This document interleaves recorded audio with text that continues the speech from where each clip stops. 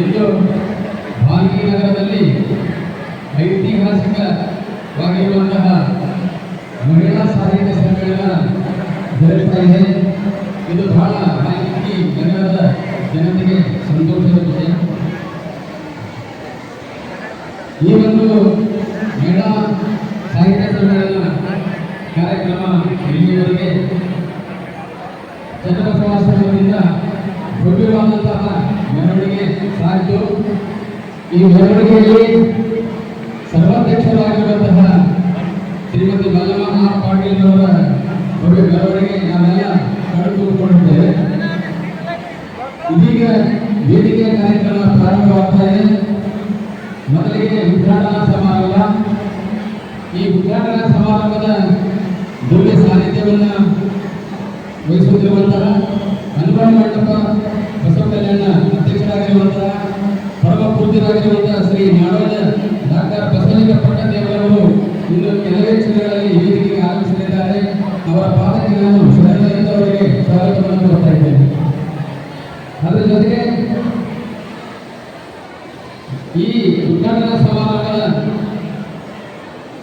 ನೇತೃತ್ವವನ್ನು ವಹಿಸಿಕೊಂಡಿರುವಂತಹ ಪರಮ ಪೂಜ್ಯರು ಶ್ರೀ ಗುರುಬಸವೇಶ್ವರ ಸಂಸ್ಥಾನದ ಭವಿಷ್ಯವಿನ ಪೂಜ್ಯರಾಗಿರುವಂತಹ ಶ್ರೀ ಡಾಕ್ಟರ್ ಶಿವಾನಂದ ಮಹಾಸ್ವಾಮಿಗಳು ಕೂಡ ವೇದಿಕೆ ಮೇಲಿದ್ದಾರೆ. ಅವರಿಗೂ ಕೂಡ ನಾನು ಭಕ್ತಿಯಿಂದ ಹಣೆಬೆಳೆದು ಅವರಿಗೆ ಸ್ವಾಗತವನ್ನು ಕೋರ್ತಾ ಇದ್ದೇನೆ. ಅದರೊಂದಿಗೆ ನಮ್ಮ ಭಾಗಿ ಹಿರೇಮಠ ಸಂಸ್ಥಾನದ ಪೀಠಾಧ್ಯಕ್ಷರು ಕ್ರಿಯಾಶೀಲ ಪರಮ ಪೂಜ್ಯರು ಆಗಿರುವಂತಹ ಪರಮ ಪೂಜ್ಯ ಗುರುಬಸವಣ್ಣದೇವರಿಗೂ ಕೂಡ ನಾನು ಭಕ್ತಿಯಿಂದ ಅವರಿಗೆ ವೇದಿಕೆಗೆ ಸ್ವಾಗತವನ್ನು ಕೊಡ್ತಾ ಇದ್ದೇನೆ. ಅವರಿಗೆ ನಮ್ಮ ಅಧ್ಯಕ್ಷರು ಸನ್ಮಾನಿಸ್ತಾ ಇದ್ದಾರೆ. ಈ ಒಂದು ಮಹಿಳಾ ಸಾಹಿತ್ಯ ಸಮ್ಮೇಳನದ ಉದ್ಘಾಟಕರಾಗಿ ಹಿರಿಯ ಸಾಹಿತಿಗಳು ಹಾಗೂ ಖ್ಯಾತ ವೈದ್ಯರು ಆಗಿರುವಂತಹ ಡಾಕ್ಟರ್ ವಿಜಯಲಕ್ಷ್ಮಿ ಬಾಳಮುದ್ರೆಯವರು ಆಗಮಿಸಿದ್ದಾರೆ.